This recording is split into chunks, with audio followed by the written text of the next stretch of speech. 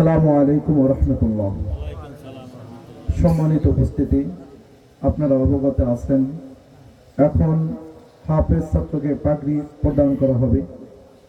হাফেজ ছাত্রের নাম হাফেজ মোহাম্মদ আশরাফুল ইসলাম, গ্রাম সোনাহার, ইউনিয়ন চাখার, থানা বানুরিপাড়া, জেলা বরিশাল।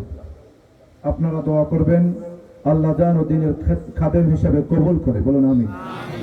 এখন আমাদের আজকের প্রধান অতিথি, প্রধান বক্তা, তিনি তার মাথায় পাগড়ি পরিধান করে দেবেন।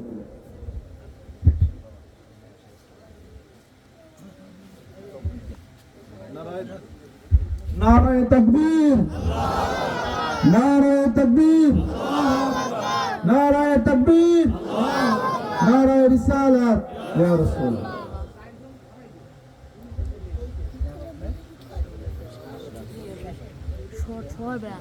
ভিডিওটা তো করতে পাগড়ি লওয়ার নিয়ে সময় পাইনি আর কোনো সময়।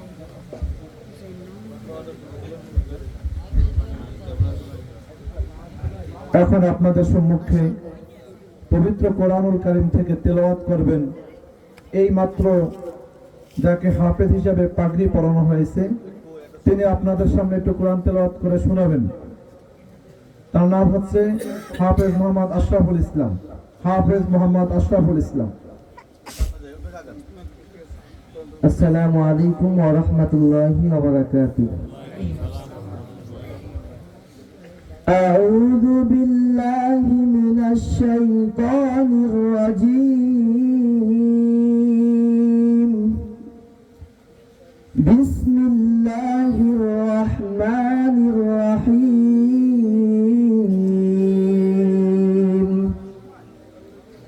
তাবারাকাল্লাযী জা'আলা ফিস সামাই বুরুজান وجعل فيها سراجا وقمرا منيرا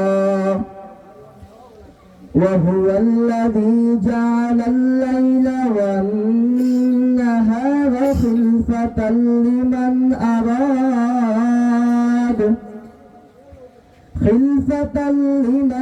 أراد أن يذكر أو أراد شكورا. وعباد الرحمن الذين يمشون على الأرض هونا وإذا خاطبهم الجاهلون قالوا سلاما. والذين يبيتون لربهم سجدا وقياما. والذين يقولون ربنا اصرف عنا عذاب جهنم إن عذابها كان غراما. صدق الله العلي العظيم. মাশাআল্লাহ বলে সবাই মাশাআল্লাহ।